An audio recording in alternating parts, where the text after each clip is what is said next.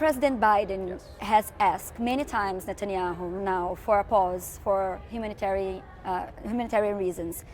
And Netanyahu has publicly and repeatedly denied the request. Secretary Blinken just came back from a tour in the region. Does he believe that at some point you guys will be able to convince Israel to pause its offensive? Well, look, let's be clear. Humanitarian pauses are nothing new. We have seen, in fact, pauses in military operations to allow, for example, humanitarian assistance to enter Gaza through the Rafah crossing, and we have seen pauses in the military operations so that American hostages can get out. So what we're simply asking for is a continuation of this so that we can see localized temporary pauses in the fighting so that civilians can get to safety and so that humanitarian assistance can get to those who need it. This is an ongoing conversation, right? These conversations did not end when the Secretary left the region. We're going to continue to talk to the Israelis about this. The Israelis had very legitimate and valid questions about how these pauses would work, and our teams are working together on this to work out the details, and we're confident we can get to a positive resolution.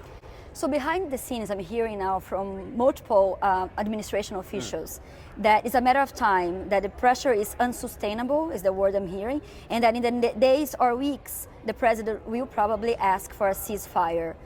Would that be too late? And what would it need to happen to the U.S. to ask for a ceasefire? Well, look, let's be clear. We do not support a ceasefire. The fact is a ceasefire would mean Israel ceases fire. But of course, who would guarantee that Hamas ceases fire, right? And a ceasefire would in fact allow Hamas to consolidate its position, to rest, regroup, recuperate, and essentially freeze the conflict as it is right now. So what needs to happen is for us to provide Israel with what it needs to continue to push back, degrade, and defeat Hamas so that both Israeli civilians and, by the way, Palestinian civilians can live in security. Hamas has dragged 2 million Palestinian civilians into a conflict that they did not ask to be entered into. So the best conclusion here is one in which we see the defeat, destruction, degrading of Hamas, and a more sustainable path towards a two-state solution and governance in Gaza. So you don't think you're going to see a ceasefire anytime soon, in weeks? I'm not going to get ahead of any policy process or predict the future here. That's not my job. Okay, so far, from the thousands of foreigners who are able to leave Gaza, half are Americans, and not a single Brazilian was able to or authorized to leave yet. And Brazil requested the help from the United States. Amorim just spoke with Sullivan past Saturday.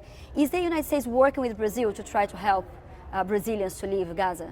Well, look, I can't get into our private diplomatic conversations, but I can assure your viewers that the United States is committed to not only seeing American citizens get out of Gaza, but all foreigners get out of Gaza and all foreign hostages released as well. It is our view that civilians should not be placed in the crossfire of this conflict. Obviously, we place priority for American citizens. That's who we represent, but we want to make sure that civilians can get to safety. So a few weeks ago, the United States vetoed a Brazilian resolution, the UN Security Council.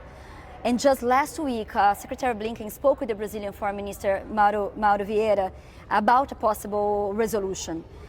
Did they come any closer to maybe try to get an agreement? And is there any hope that any resolution could pass the Security Council, knowing the difference between the United States and Russia? Well, look, it is our view that any resolution that comes out of the United Nations Security Council should be a balanced resolution, and it should recognize Israel's right to defend itself, because Israel is a state just like any other state. It has equal standing with any other state in the international community. So while we will continue to have these ongoing discussions with members of the Security Council, we value Brazil's role on the Security Council. We will continue to have those discussions in private, but we are committed to ensuring that there is a multilateral positive outcome that can push both sides towards over the long term, of course, a sustainable peace. So keep pushing for a resolution in the next few weeks. Can we see that happening? I'm just not going to get ahead of our discussions in New York. So this week, the State Department released a statement signed by 22 countries or organizations aimed to combating the anti-Semitism in the world. How concerned is the U.S. about the violence against the Jewish people? And I just would like for you to develop a little bit on this concern. Yeah, we are deeply concerned by the rise in anti-Semitic attacks, rhetoric around the world. It is, of course, a priority for us. We actually have here at the State Department a special representative or special envoy for combating anti-Semitism, Ambassador Deborah Lipstadt. And her team and all of us at the State Department are committed to doing everything we can and using every tool at our disposal to fighting the scourge of anti-Semitism. It is unacceptable, it is outrageous, and it's something that we should all work together to fight with, both in the United States, in Brazil, and around the world. Are you also concerned about the increase of Islamophobia? We absolutely are. This is unfortunately a conflict that's brought up a lot of hate towards a number of groups, and Islamophobia is equally unacceptable and outrageous, and we're going to continue to work with our international partners around the world to combat all forms of hate, including Islamophobia. So how likely is that the other regional actors would enter the conflict and this becomes a regional war?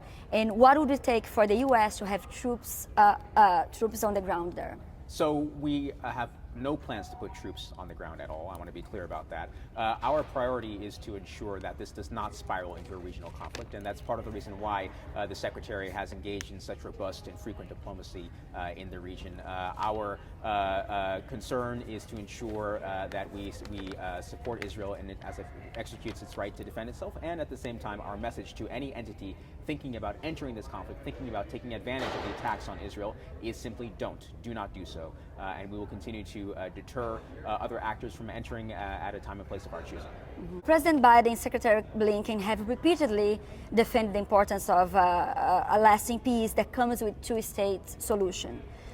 And they are also asking for other countries to get involved in building this solution. But as the main ally and supporter of Israel, we haven't seen them, for example, offering to mediate such talks that are halted for more than a decade now. So would they step in? Is the United States ready to mediate peace talks?